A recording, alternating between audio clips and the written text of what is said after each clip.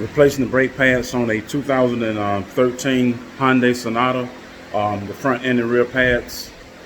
The tools you're gonna need is a 13/16 socket to take the tire off, and also you're gonna need a 14 millimeter wrench or socket to remove the screws from the brake caliper.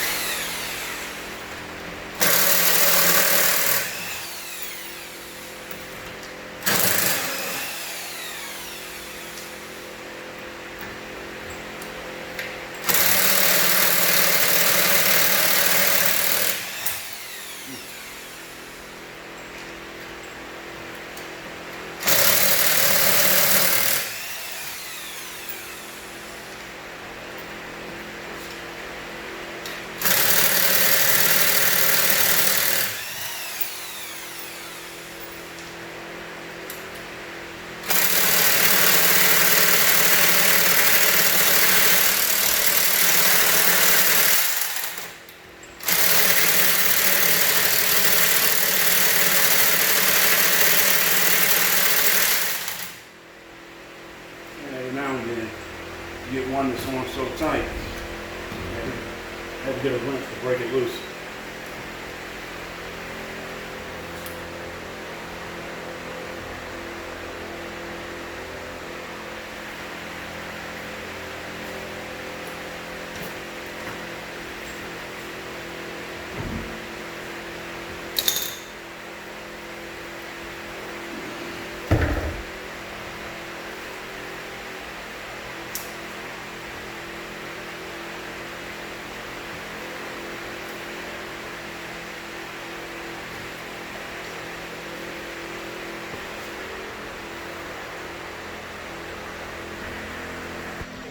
Now, some mechanics will make the argument that you don't have to remove the master cylinder cap. I remove the master cylinder cap because when I push the piston back in, the fluid is going to rise, and I don't want no resistance. That is the only reason. So, what I'm going to do right now is just remove the master cylinder cap. And just set it up there. The fluid is low right now. Once I push the piston in, the fluid is going to rise, and I took the cap off so there's no pressure on it. Most of the time when you check your brake fluid or your master cylinder fluid level, if it's low, that don't mean you have a leak. That means your pads are worn. So don't add no fluid. Just get your pads replaced, and then the fluid level will come back up. Okay, the next thing I'm gonna do is I'm gonna go ahead and remove the brake caliper.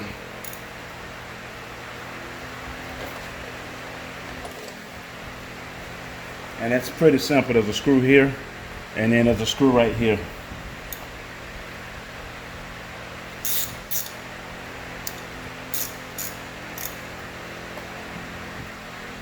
Like I said, this is a 14 millimeter socket.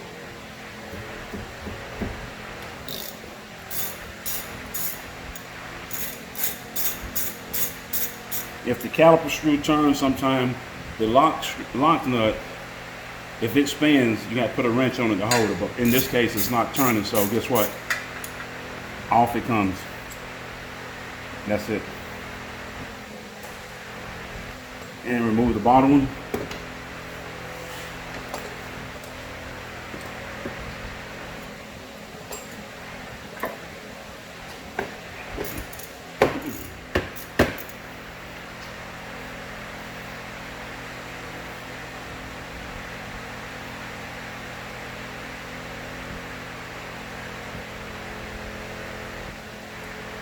And that's the bottom. and the caliper. Sometimes the caliper will be stuck in there.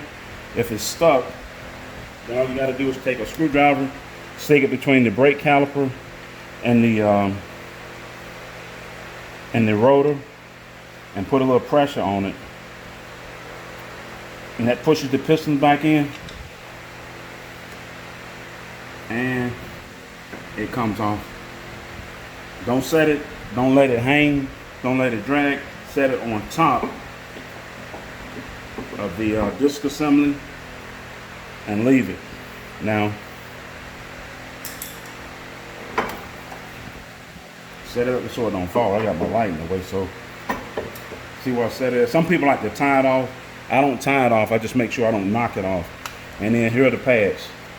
1, 2, and they simply slide out. Well, they're supposed to slide out. If they don't slide out, just take a screwdriver, put between them and pry it out. That's one, although it don't look too bad, slightly glazed. And the inner, actually it's pretty good. Slightly glazed, not too bad.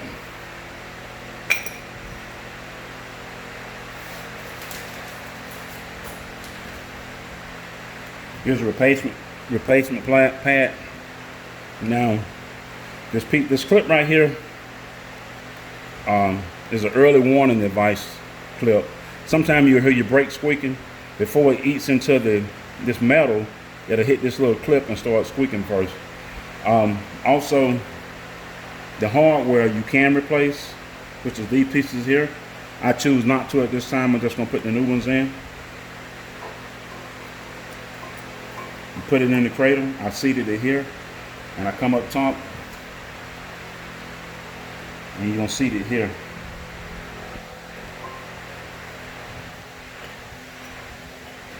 Now on this particular car, I just noticed this one won't seat, but the clip on it won't seat on the outside, so you have to seat it on the inside. All you do is flip it upside down, go back in, seat it from the inside into the cradle, and it seats, see? And then you take the other one. Notice I'm using Duralast Gold. AutoZone. AutoZone, y'all owe me. And here's the outer.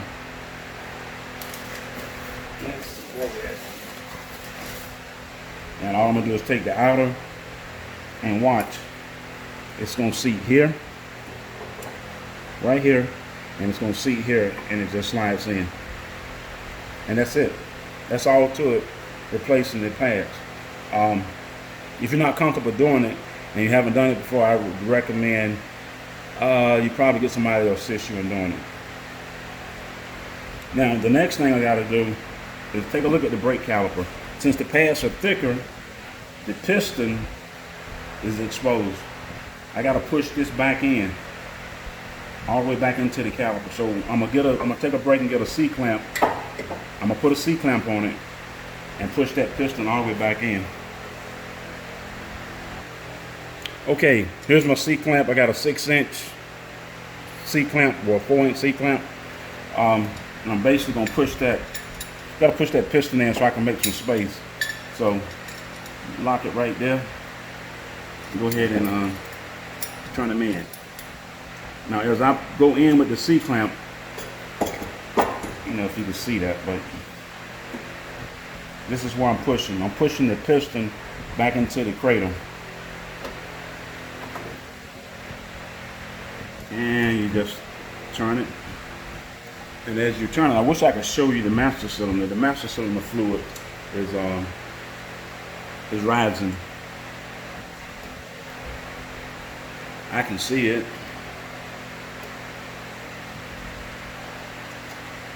Have to do it slow. I don't want that fluid to leak away.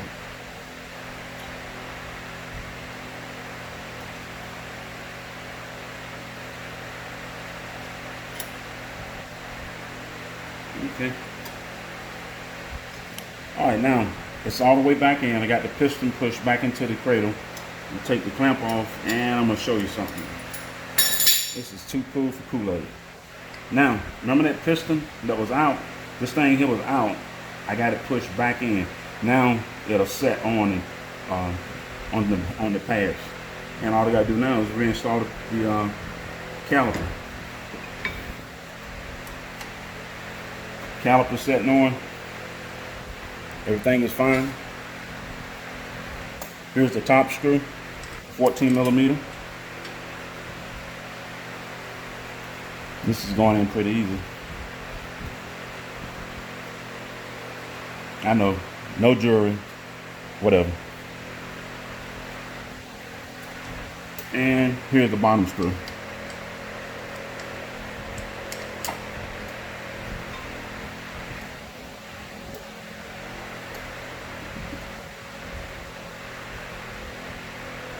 Don't forget there are 14 millimeters. And I take my socket, change positions on it, tighten it.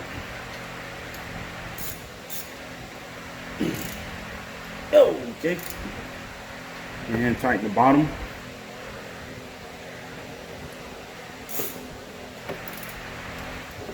Had a lot of people complaining about the music and camera shaking, and they give me a lot of thumbs down, so that to make me better. They're making these repair videos. Okay, that's it for the front. Sorry about that. Somebody gonna complain about the camera shaking, but that's it for the front. Here are the old pads.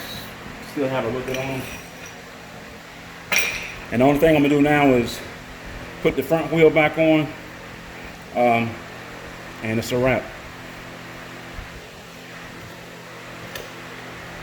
And what I'm gonna do also is I'm gonna go ahead and change the rear.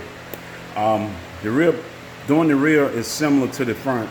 It's just a smaller unit, exactly the same, but just a smaller unit because you have more braking, you have more weight up front when you put on your brakes, so it needs a bigger unit. And the smaller unit is the back, and it's just a smaller unit of this. So I'm not going to duplicate a video of doing the exact same thing again. Other than that,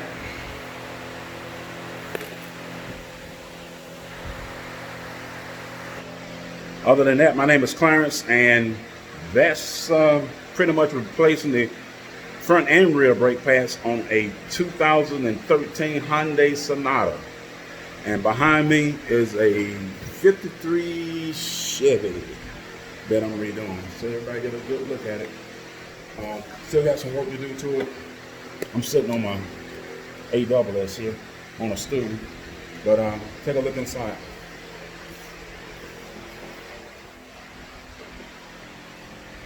Vehicle is white, interior is white, carpet is black. Still got a little bit of molding to put on it, but other than that, it's ready to run. Got a Chevy small block in it. Shorty headers, Flowmasters, dual exhaust, a high-rise intake, Elderbrock, and a Elderbrock 750 CFM carburetor. So it's gonna be ready. It's gonna be ready. Okay, I got away from the business, but if you got any questions, hit me on my page. My name is Clarence. You can give me a thumbs up, thumb down. I appreciate the thumbs up, but I learn more from the thumb down than anything else, because they say, oh, your music's too loud, your fan's too loud, you didn't use a jack stand. Yeah, and I didn't. And anything else they can find. The critics. So critics, keep criticizing. Just gonna make me better. This is Clarence, and we will talk to you. Peace, and I'm out.